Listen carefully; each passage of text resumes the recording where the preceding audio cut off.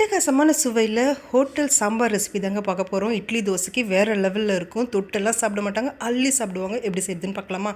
ஒரு கப் அளவுக்கு துவரம்பருப்பு குக்கரில் சேர்த்துக்கோங்க. 2 டேபிள் ஸ்பூன் அளவுக்கு பாசிப்பருப்பு சேர்த்துட்டு நல்லா வாஷ் பண்ணிக்கோங்க. இது கூடவே 3 கப் அளவுக்கு தண்ணி சேர்த்துட்டு கொஞ்சமாக மஞ்சத்தூள், கொஞ்சம் பெருங்காயத்தூள் சேர்த்துட்டு குக்கரை மூடி வச்சுருங்க. 4-5 விசில் வரட்டும். நல்லா வெந்து வந்த பிறகு மத்து வச்சு நல்லா கடைஞ்சிட்டு தனியாக எடுத்து வச்சுக்கோங்க. இப்போ மிக்ஸி ஜாரில் 2 தக்காளி சேர்த்துக்கோங்க, 6 வரமிளகா, 1/2 டீஸ்பூன் சீரகம், 6 பல்லு பூண்டு சேர்த்துட்டு கொஞ்சமாக தண்ணி சேர்த்து இது போல் பேஸ்ட்டாக அரைச்சி தனியாக எடுத்து வச்சுக்கோங்க. இப்போ 2 பெரிய சைஸ் வெங்காயத்தை இது போல் நீளமாக இலையிலையாக கட் பண்ணி எடுத்து வச்சுக்கோங்க. இப்போ கடாயில் 2 டீஸ்பூன் எண்ணெய் சேர்த்துட்டு 1/2 டீஸ்பூன் சீரகம், கடுகு, 4 வரமிளகா, அரிஞ்சு வச்சுருக்க வெங்காயத்தை சேர்த்துட்டு 1 டீஸ்பூன் உப்பு சேர்த்து நல்லா கலந்து விட்டுக்கோங்க. வெங்காயம் நல்லா கண்ணாடி பதத்துக்கு வதங்கி வந்த பிறகு ஒரு சின்ன சைஸ் தக்காளியை பொடியாக கட் பண்ணி சேர்த்துட்டு நல்லா கலந்து விட்டுக்கலாம். இப்போ அரைச்சி வச்சுருக்க பேஸ்ட்டை சேர்த்துட்டு ஒரு 2 நிமிஷத்துக்கு மிதமான தீயில நல்லா வதக்கி விட்டுக்கோங்க. இது கூடவே 1 டீஸ்பூன் அளவுக்கு தனியாத்தூள், 1/2 டீஸ்பூன் அளவுக்கு வெறுமிளகாய் தூள் சேர்த்துட்டு நல்லா மிக்ஸ் பண்ணி விட்டுக்கோங்க.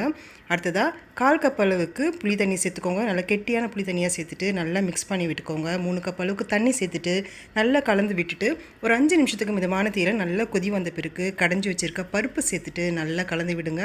ஒரு 2 நிமிஷத்துக்கு மட்டும் இது கொதி வந்துச்சுன்னா போதும். அடுத்ததாக 1 டீஸ்பூன் அளவுக்கு வெல்லம் சேர்த்துக்கோங்க. டேஸ்ட்டு சூப்பராக வரும். பொடியாக இருக்கணும், கொத்தமல்லி தூவி இறக்குனீங்கன்னா வேறு லெவலில் இட்லி சாம்பார் ரெசிபி ரெடி. கண்டிப்பாக ட்ரை பண்ணி பாருங்கள். தேங்க்யூ.